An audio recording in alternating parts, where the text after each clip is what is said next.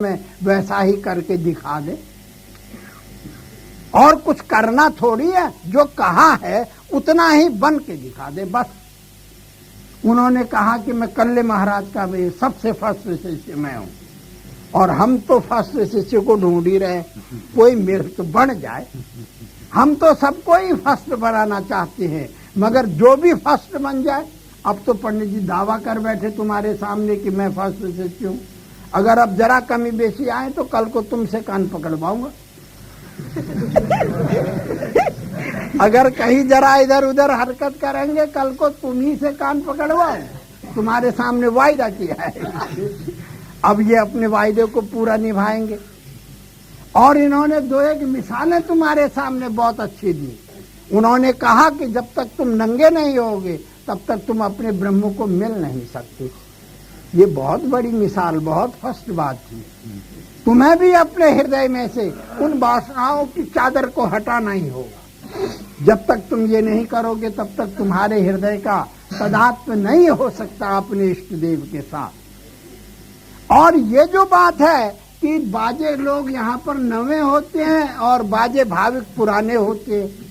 हर एक भक्त अपने इष्ट की तुलना करता है, वो उसको सबसे बड़ा मानता नहीं, मानना भी चाहिए। जैसे लोग कहते थे हैं कि हमारे इष्ट तुम्हारे कृष्ण से बड़े, राम से बड़े, शिव से बड़े, विष्णु से बड़े, शक्ति से बड़े। इसका मतलब ये नहीं होता है। इसका मतलब ये है कि वो उनके हृदय की अनन्यता का एक शब्दों के द्वारा वो प्रदर्शन होता है।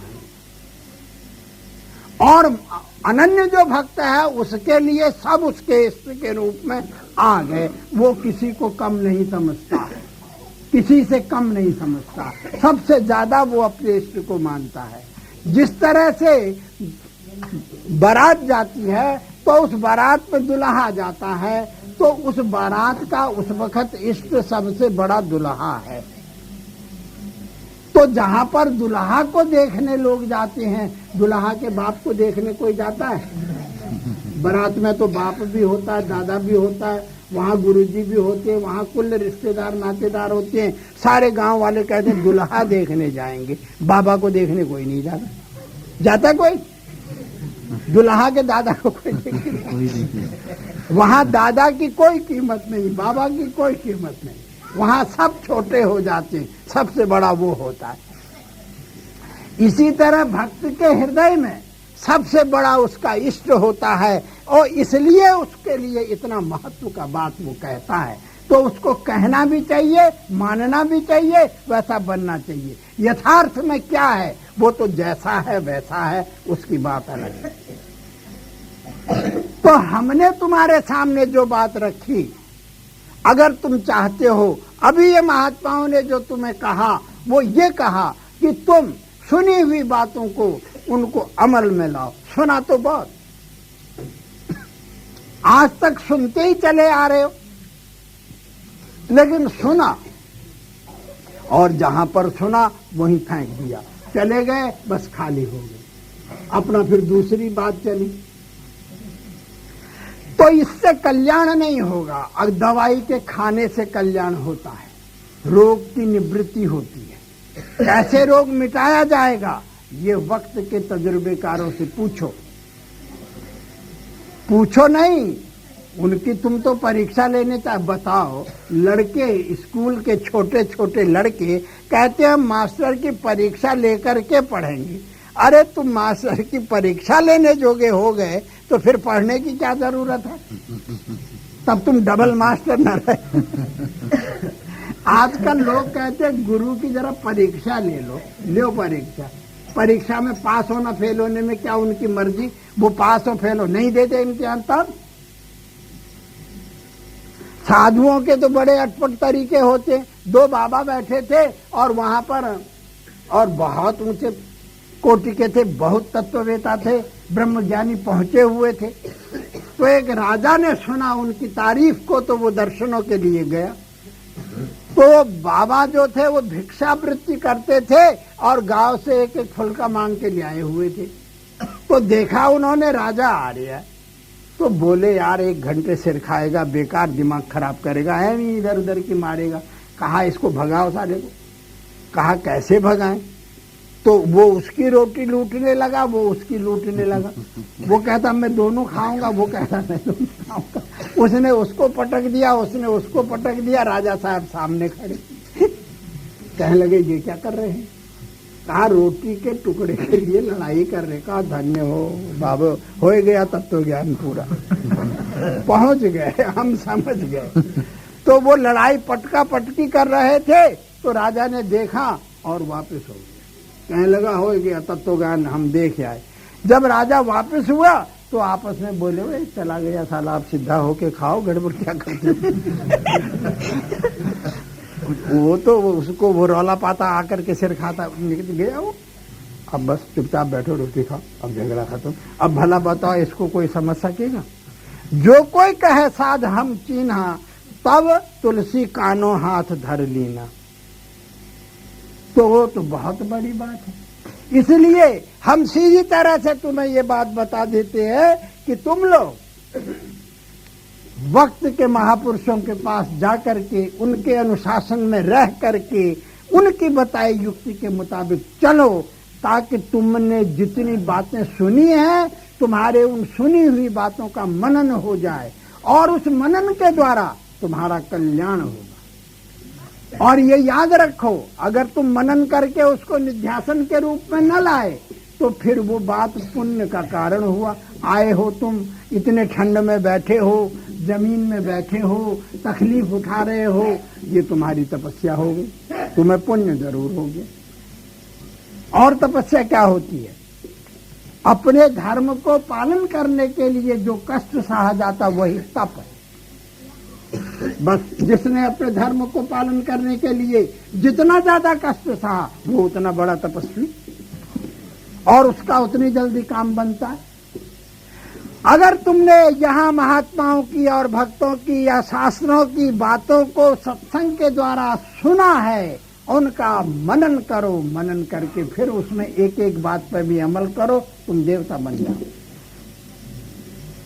तुम्हारे को इतना ज्ञान है मौजूद तुम्हारे अंदर, अगर तुम उस पर चलना शुरू कर दो तो बस हो गया कल्याण।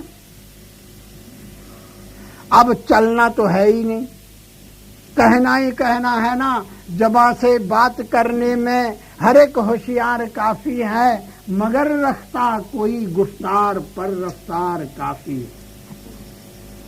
जो कहा जाता है उसके मुताबिक चलना है।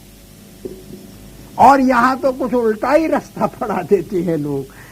आते लोग जिज्ञासु अपने कल्याण के लिए हैं, पहले उनको वैसी बात बता करके बाद में मजहबों के चक्कर में ऐसे बांध देते हैं। जैसे कि अभी ये कहा गया कि साधु कोई कपड़े की बात नहीं है। कपड़ा तो इसलिए पहनाया जाता है कि एक अपने मन को काबू करने के लिए एक साधन है।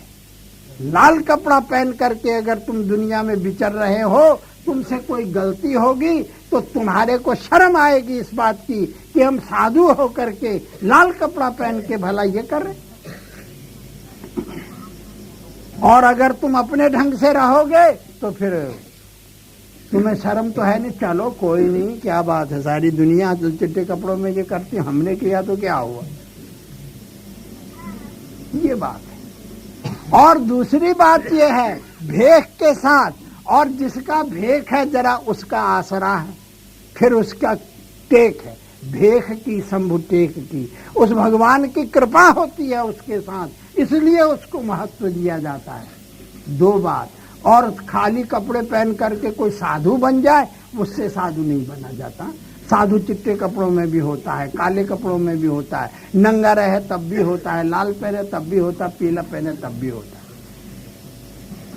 कपड़े की बात नहीं है, खाली सिर मुड़ाने की, जटा बढ़ाने की बात नहीं है। अगर तुम जटा बढ़ाना, सिर मुड़ाने से ही ये बात बनती तो कबीर साहब ऐसा क्यों कहते, दड़िया बढ़ाए जोगी हो गए ले बकरा है।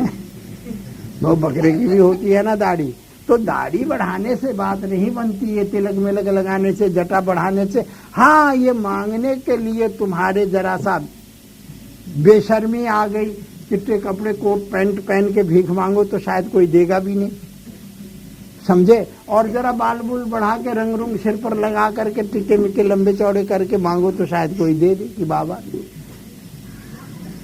तो ये बात है।